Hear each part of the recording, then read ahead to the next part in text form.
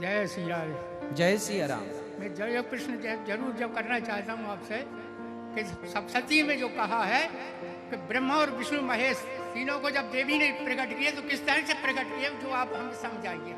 किस तरह से प्रकट किया, माइक लिए रहिए जी। ब्रह्मा विष्णु महेश को देवी ने किस तरह से जी हाँ प्रकट किया, हाँ। ये पूछना चाहते हैं। जी। नमस्कार दर्शकों, स्वागत है आप सबका हमारी आज फिर से नई वीडियो में। दोस्तों हम लेके आए हैं आध्यात्मिक ज्ञान चर्चा दो संतों के बीच में। एक तरफ अनोद आचार्य जी महाराज जी हैं, दूसरी तरफ संत रामपाल जी महाराज जी हैं। दोस्तों वीडियो छोड़ के बिल्कुल नहीं जाइएगा क्योंकि आज का टॉपिक बहुत ही महत्वपूर्ण होने वाला है। अनोद आचार्य जी महाराज जी की भरी सभा में एक बुजुर्ग भगत ने सवाल खड़ा कर दिया है कि महाराज जी ब्रह्मा विष्णु महेश की उत्पत्ति कैसे होती है। तो दोस्तों आप ये तो जान ही गए होंगे कि ब्रह्मा विष्णु महेश अजय अमर नहीं है, इनकी भी जन्म मृत्यु होती है। तो दोस्तों आज जान ही लेते हैं कि ब्रह्मा विष्णु महेश की उत्पत्ति कैसे होती है। तो पहले जानते हैं अनिरुद्ध आचार्य जी महाराज जी के विचार। जय श्री राम। जय सिया राम। मैं जय कृष्ण जरूर जब करना चाहता हूँ आपसे कि सप्तशती में जो कहा है कि ब्रह्मा और विष्णु महेश तीनों को जब देवी ने प्रकट किया तो किस तरह से प्रकट किया, जो आप हमें समझाइए। किस तरह से प्रकट किया, माइक लिए रहिए। जी। ब्रह्मा विष्णु महेश को देवी ने किस तरह से जी हाँ प्रकट किया, हाँ। ये पूछना चाहते हैं। जी। देखो कल्प कल्प का भेद है। जी। भागवत जी के अनुसार भगवान नारायण से ब्रह्मा प्रकट हुए, ब्रह्मा से शिव प्रकट हुए, भगवान नारायण से ब्रह्मा विष्णु महेश प्रकट हुए।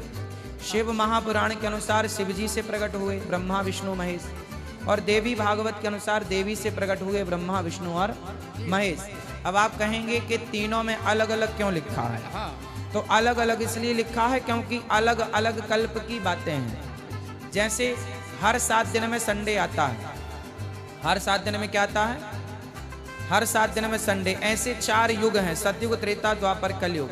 कलयुग के बाद फिर से सतयुग त्रेता द्वापर कलयुग, जैसे रविवार सोमवार मंगलवार है ना, उसके बाद फिर घूम के रविवार आ जाएगा, फिर सोमवार मंगल, फिर घूम के रविवार आ जाएगा। उसी प्रकार सतयुग गया तो त्रेता, त्रेता गया तो द्वापर, द्वापर गया तो कलयुग, और कलयुग के बाद फिर सतयुग आएगा, फिर ऐसे क्रम चलता है।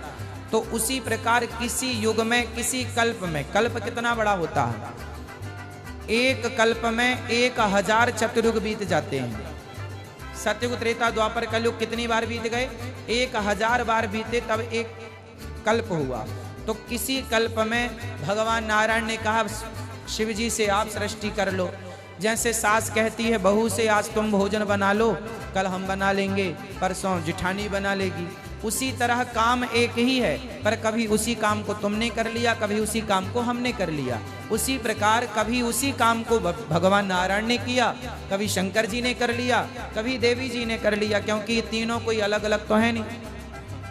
तो कल्प कल्प की बातें हैं। जैसे कल हमने बताया रामचरितमानस में 4 रावण हैं, 4 रावण हैं, जय विजय, जलंधर, शंकर जी के गण और प्रताप भानु। तो ये कोई एक साथ थोड़ी सारे रावण रावण बन के आ गए, अलग अलग कल्प की बातें हैं। एक कल्प में प्रताप भानु रावण बना, एक कल्प में जय विजय रावण बने, एक कल्प में ये रावण बने। उसी तरह कल्प कल्प की बातें हैं। अभी श्वेत 12 कल्प चल रहा है वर्तमान में। इस कल्प में अभी भगवान नारायण ने जो ब्रह्मा जी को उत्पन्न किया वो वाली सृष्टि हम लोग सुनते पढ़ते समझते हैं। उसके पूर्व में देवी जी वाली सृष्टि है, उसके पूर्व में शंकर जी वाली सृष्टि है। कल्प कल्प का भेद है। तो दोस्तों ये थे अनिरुद्ध आचार्य जी महाराज जी के विचार। अब जानते हैं संत रामपाल जी महाराज जी के विचार। फिर धर्मदास जी ने कहा था, हे परमात्मा, इसका मतलब तो ये सिद्ध है कि वेद और कतेब झूठे हैं जो उनमें लिखा है कि ब्रह्मा विष्णु महेश सर्वेश्वर हैं। वेदों में ब्रह्मा विष्णु महेश को सर्वशक्तिमान बताया है, अजर व अमर बताया है। तो परमात्मा ने कहा वेद कतेब झूठे नहीं भाई, झूठे हैं ये समझे ना ही। ये झूठ बोल रहे हैं कि वेदों में ब्रह्मा विष्णु महेश सर्वशक्तिमान है। ये झूठ बोलते हैं कि पुराणों में कहीं नहीं लिखा कि उनकी जन्म मृत्यु होती है। ये पुस्तक आपके सदग्रंथ सच्चे हैं, लेकिन ये इनको समझ नहीं सके, इसलिए ये बताने वाले तुम्हारे गुरु झूठे हैं। अब उन झूठे गुरुओं की दिखाऊंगा आपको निरी झलक, एक नहीं गुणीय झलक दिखाऊंगा। देखिएगा पवित्र शिव पुराण ये गीता प्रेस गोरखपुर से प्रकाशित है, सचित्र मोटा टाइप, केवल हिंदी। संपादक है हनुमान प्रसाद पोदार। और ये प्रकाशित कहाँ से है? प्रकाशक एवं मुद्रक हैं गीता प्रेस गोरखपुर, गोविंद भवन कार्यालय कोलकाता का संस्थान। इसके आपको 98वें पृष्ठ पर ले चलते हैं। रुद्र संहिता 98वां पृष्ठ, संक्षिप्त शिवपुराण, यह है रुद्र संहिता। और हम यहाँ से नीचे से शुरू करेंगे। यहाँ से ये 5वां अध्याय के अंत में यहाँ से लिंक हो जाएगा आगे का जो हम पढ़ना चाहते हैं। अपने पुत्र नारद की यह बात सुनकर लोक पिता मह ब्रह्मा वहाँ इस प्रकार बोले। नारद ने सृष्टि रचना के बारे में पूछा। ब्रह्मा जी को जैसा ज्ञान था वो ऐसे यहाँ सुनाया 6ठे अध्याय में रुद्र संहिता और पृष्ठ नंबर 99 पर। ब्रह्मा जी ने कहा, ब्रह्मन देव शिरोमणे, तुम सदा समस्त जगत के उपकार में लगे रहते हो। तुमने लोगों के हित की कामना से बहुत उत्तम बात पूछी है। जिस समय समस्त चराचर जगत नष्ट हो गया था, सर्वत्र अंधकार ही अंधकार था, उस समय तत् सद ब्रह्म, इस श्रुति में जो सत सुना जाता है एकमात्र वही शेष था। 100 पृष्ठ पे जिस परब्रह्म के विषय में ज्ञान और अज्ञान से पूर्ण उक्तियों द्वारा इस प्रकार विकल्प किए जाते हैं, उसने कुछ काल के बाद द्वितीय की इच्छा प्रकट की। उसके भीतर एक से अनेक होने का संकल्प उदित हुआ। तब उस निराकार परमात्मा ने अपनी लीला शक्ति से अपने लिए मूर्ति माने आकार की कल्पना की। फिर वो क्या बना देखिएगा। जो मूर्ति रहित परम ब्रह्म है उसकी मूर्ति भगवान सदाशिव है। ये सदाशिव कौन है? ये काल है, आगे पता लगेगा। ये ब्रह्म है, ब्रह्मा विष्णु महेश का पिता है। अर्वाचीन और प्राचीन विद्वान उन्हीं को ईश्वर कहते हैं।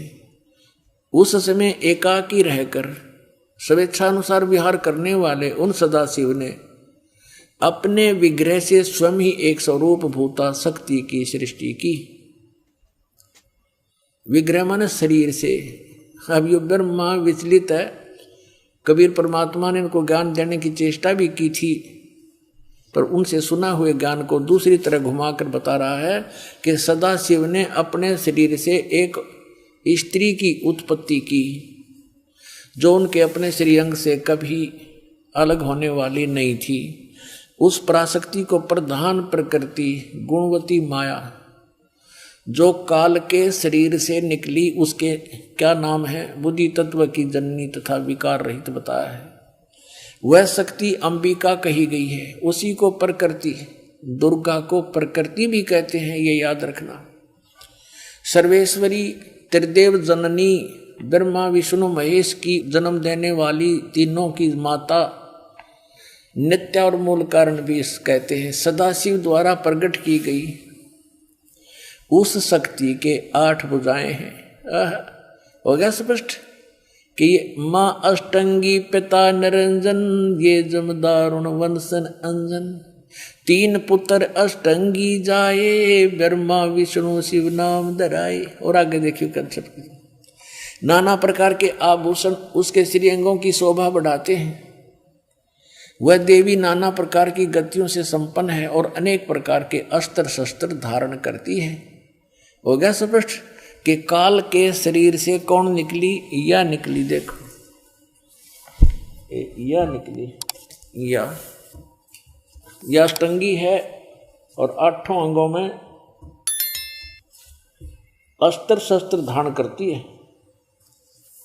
ये देखिएगा, ये निकली अष्टंगी, 8 भुजाओं वाली, इसको अष्टंगी कहते हैं। अब हम शिवपुराण पढ़ रहे हैं, ये देखिएगा। उसको प्रकृति भी कहते हैं और उसकी 8 भुजाएं हैं। अष्टंगी है, वो तीनों देवताओं की माता है और वो अनेक प्रकार के अस्त्र शस्त्र धारण करती है।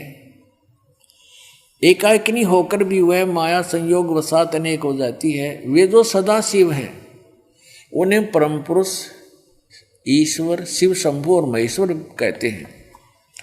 अब देखना ये रुद्र संहिता का, अब हम छठा अध्याय पढ़ रहे हैं 101 पृष्ठ पे। अब ये क्या कि वे अपने सारे अंगों पर भस्म रमाए रहते हैं। वो सदाशिव के हैं जिसको इस पृष्ठ पे यहाँ भगवान सदाशिव हैं। अर्वाचीन और प्राचीन विद्वान उसी इन्हीं को महेश्वर कहते हैं। ये कौन है? वे अपने सारे अंगों पर भस्म रमाए रहते हैं। उन काल रूपी ब्रह्म ने, इसको काल कहो चाहे ब्रह्म कहो, सरपुरुष कहो, और गीता ज्ञानदाता यही है, श्री कृष्ण में प्रवेश करके बोल रहा है। उन काल रूपी ब्रह्म ने एक ही समय शक्ति के साथ है, यो नाथ नहीं, शक्ति के दुर्गा के साथ शिवलोक नामक अक्षेत्र का निर्माण किया था। उस उत्तम अक्षेत्र को काशी कहते हैं। वे प्रिया और प्रियतम शक्ति और शिव यानी पति पत्नी रूप में रहते हैं। प्रिया और प्रियतम जो परमानंद स्वरूप है उस मनोरम क्षेत्र में नित्य निवास करते हैं। मुने शिव और शिवा ने, काशीपुरी परमानंद रूपिणी है। मुने शिव और शिवा ने यानी दुर्गा और काल ने, काल और दुर्गा ने प्रलय काल में भी कभी इस क्षेत्र को अपने सानिध्य से मुक्त नहीं किया। देवर से एक समय, ब्रह्मा जी बता रहे अपने पुत्र नारद को, एक समय उस आनंद वन में रमण करते हुए शिवा और शिव के मन में ये इच्छा हुई, दुर्गा और काल के मन में, कि दूसरे पुरुष की सृष्टि करनी चाहिए, यानी कोई पुत्र उत्पन्न करना चाहिए, जिस पर सृष्टि संचालन का महान भार रखकर हम दोनों केवल काशी में रहकर इच्छा अनुसार विचरें और निर्वाण धारण करें। ऐसा निश्चय करके शक्ति सहित सर्वव्यापी परमेश्वर शिव ने, इस काल ने अपने वाम भाग के 10वें अंग पर अमृत मल दिया। फिर तो वहाँ से एक पुरुष प्रकट हुआ, यानी इन्होंने पति पत्नी व्यवहार किया, काल और दुर्गा ने, और वहाँ से एक पुत्र की उत्पत्ति हुई। देखिएगा 102 पृष्ठ पे, 102 पृष्ठ पे शिव ने कहा, वो बालक उत्पन्न हुआ, उसके कहा कि वत्स, काल ने कहा बेटा, व्यापक होने के कारण तुम्हारा विष्णु नाम विख्यात हुआ। अब ये छठा अध्याय समाप्त हुआ। अब ये 7वां प्रारंभ हुआ रुद्र संहिता का, और 103 पृष्ठ पे ब्रह्मा जी अपने विषय में बताते हैं। ये तो विष्णु की उत्पत्ति बता दी ब्रह्मा जी ने, अपने विषय में बताते हैं कि ब्रह्मा जी कहते हैं देवर से, तत्पश्चात कल्याणकारी परमेश्वर सांब सदाशिव ने, इस काल ने दुर्गा के साथ वही व्यवहार किया, पूर्ववत प्रयत्न करके मुझे अपने दाहिने अंग से उत्पन्न किया। सीधी सी बात है। आगे तो ये नहीं इतना कुछ लिख रखा है, आदमी में मेंटल हो जाए पढ़ता पढ़ता। हमने अपने काम की वस्तु लेनी है। अपने आत्माओं, यहाँ इस पवित्र पुराण ने ये तो सिद्ध कर दिया कि ब्रह्मा और विष्णु की उत्पत्ति दुर्गा और सदा शिव यानी काल रूपी भगवान से हुई। ये इनके पुत्र हैं। अब यहाँ अनुवाद करता इस बात से विचलित हो गया कि शिव से शिव की उत्पत्ति कैसे लिखूं, इसमें तो लिखा हुआ है, यहाँ तो लिखा नहीं, लेकिन आगे कहते चोर चुरावे तू बड़ी, वो गड्ढे पानी में, वह गड्ढे वह ऊपर आओ, सच्चाई छानी ना। ये देखिएगा, ये वही शिव पुराण है, हम आपको सुना रहे हैं। अब हम इसके 110 पृष्ठ पे आपको ले चलते हैं। ये रुद्र संहिता ही चल रही है और संक्षिप्त शिवपुराण 110 पृष्ठ पे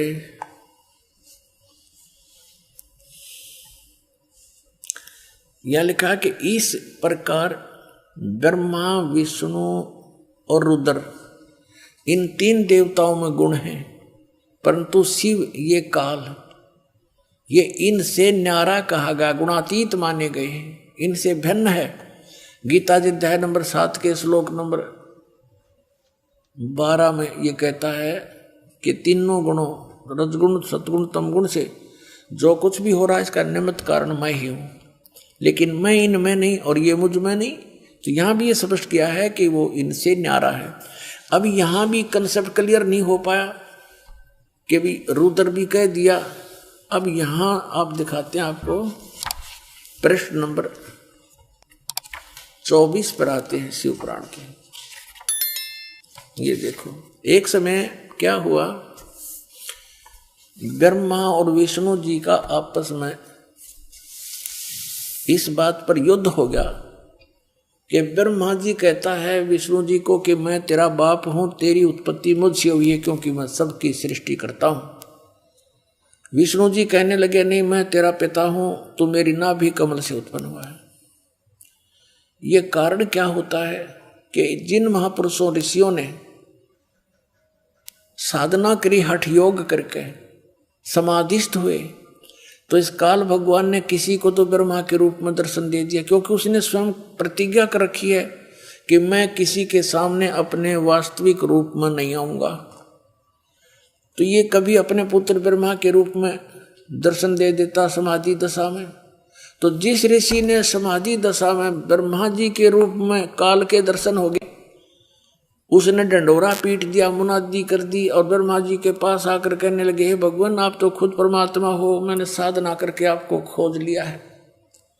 हर ब्रह्मा जी को पता भी कोई नहीं क्या कह रहे हैं, लेकिन एक ने, दो ने, 10 ने ऐसे कहा तो ब्रह्मा जी फूल गए, चौकस हो गए, सचमुच मैं ही भगवान हूं। फिर तो ऐसे ही किसी को विष्णु जी के रूप में दर्शन दे दिए, तो वो विष्णु जी को कहता है कि ये खुद भगवान है, अपने को छुपाए बैठे हैं, ये तो परम पिता है, मैंने समाधि दशा में इनके दर्शन हो गए, मैंने खोज लिया भगवान ये परमात्मा है।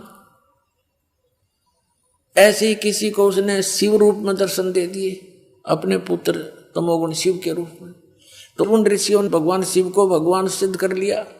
तो इनका न्यो भ्रम बन गया। इस भ्रम के कारण दोनों की लड़ाई होगी। इन दोनों का युद्ध समाप्त करने के लिए इस काल भगवान ने, ब्रह्म ने ऊपर से एक लिंग छोड़ दिया तेजों में, सतंभ, और ये लड़ना तो भूल गए, उसकी खोज में लग गए। अब लंबा कहानी ना बताएं तो क्या है, उस समय ये काल अपने पुत्र शिव के रूप में प्रकट हो गया और इनसे क्या वार्ता करी देखिएगा। ये विद्वेश्वर संहिता है, संक्षिप्त शिव पुराण 24 पृष्ठ पे ये लिंग बीच में खड़ा कर रखा है, ये ब्रह्मा जी और विष्णु जी के बीच में।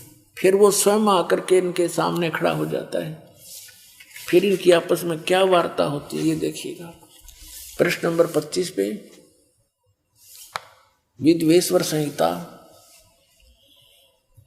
ब्रह्मा और विष्णु ने पूछा, प्रभु इस काल से पूछा, सृष्टि आदि 5 कर्तों के लक्षण क्या है, यह हम दोनों को बताइए। भगवान शिव बोले, मेरे कर्तव्यों को समझना अत्यंत गहन है, तथापि मैं कृपा पूर्वक उनके विषय में बता रहा हूं। ब्रह्मा और विष्णु सृष्टि, पालन और संहार, तिरोभाव और अनुग्रह, ये 5 ही मेरे जगत संबंधी कार्य हैं जो नित्य सिद्ध हैं। संसार की रचना जो आरंभ है उसी को सर्ग या सृष्टि कहते हैं। यहाँ क्या कहता है, पुत्रों, ब्रह्मा और विष्णु को कह रहा, पुत्रों तुम दोनों ने तपस्या करके कहता तुमने तपस्या कर ली और मन प्रसन्न होकर दे दिए। बता, इन का जूत, इन का सिर, ठेकेदारी आप ले रहा।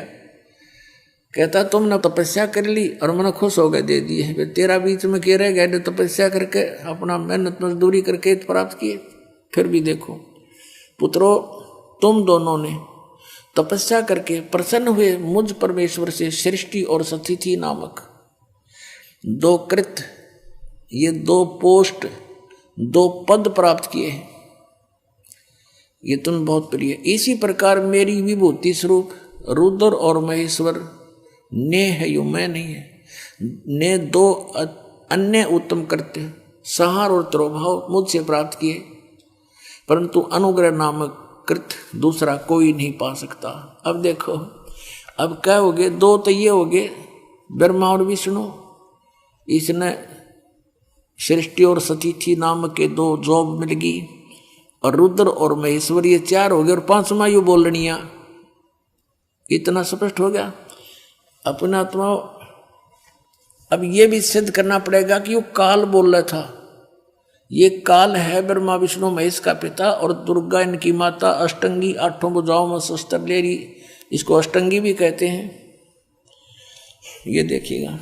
अब इसी पर इस 26 पृष्ठ पर ही अभी आप यहां पढ़ रहे थे, और अब यहां पढ़ेंगे हम इसी पर। मैंने पूर्व काल में अपने स्वरूपभूत मंत्र का उपदेश किया है, जो ओंकार के रूप में प्रसिद्ध है। वह महामंगलकारी मंत्र है। सबसे पहले मेरे मुख से ओंकार यानी ओम प्रकट हुआ, जो मेरे स्वरूप का बोध कराने वाला है। ओंकार वाचक है, मैं वाच्य हूं। यह मेरा मंत्र है, यह मंत्र मेरा स्वरूप ही है। प्रतिदिन ओंकार का निरंतर स्मरण करने से मेरा ही सदा स्मरण होता है। मेरे उत्तरवर्ती मुख से अकार का, पश्चिम मुख से उकार का, दक्षिण मुख से मकार का, यानी ए ऊ और मैं, जिससे ये ओम बनता है। और पूर्ववर्ती मुख से बिंदु, ये जो ओम है इसके विषय बता रहा कि यू ए ऊ और यू पर बिंदु, तथा मध्यवर्ती मुख से नाद का प्राकट्य हुआ है। इस प्रकार 5 अवयवों से युक्त ओंकार का विस्तार हुआ। इन सभी अवयवों से, इन सभी पार्टों से ए ऊ मैं बिंदु और इस बिंदु से, नाद से, कहते ये एकीभूत होकर यह प्रणव ओम नामक एक अक्षर हो गया। ये ओम नामक एक अक्षर है ओम। इसको ओंकार कहो, इसको ओम कहो, और चाहे ऐसा लिखकर इसको एक अक्षर ओम कहो। ये ओम है, एक अक्षर हो गया, और ये मेरा मंत्र है। असली मंत्र कहता है ये है मेरा। अपने आत्माओं यहां इन्होंने ओम नमः शिवाय ये 5 अक्षर मंत्र बता दिया। ये कहीं भी मूल संस्कृत में ये नहीं, इसलिए इन्होंने अलग भाषा में लिखा है, और हमने इसको ना समझ कर इन अज्ञानियों द्वारा अनुवाद किया हुआ इसका अर्थ लगा दिया, जबकि ये कोई मंत्र नहीं है ओम नमः शिवाय। ना गीता जी में, ना वेदों में, ना श्रीमद् भगवत गीता में, ना पवित्र 4 वेदों में। तो ये मनमुखी आचरण के नाम है, जो हमें यूजलेस थे, कोई लाभ नहीं। तो दोस्तों, आप लोगों ने दोनों संतों के विचार तो जान ही लिए हैं। कमेंट बॉक्स में अपनी राय जरूर दे के जाएं, कौन से संत सही बता रहे हैं, कौन से गलत बता रहे हैं। और दोस्तों, चैनल पर नए हैं तो चैनल को सब्सक्राइब करके वीडियो को एक लाइक जरूर कर देना, और बेल आइकन प्रेस कर लेना, ताकि आपको नई वीडियो मिल सके। हम ऐसी वीडियो लेके आते रहते हैं। फिर मिलते हैं नेक्स्ट वीडियो में, तब तक के लिए नमस्कार, जय हिंद।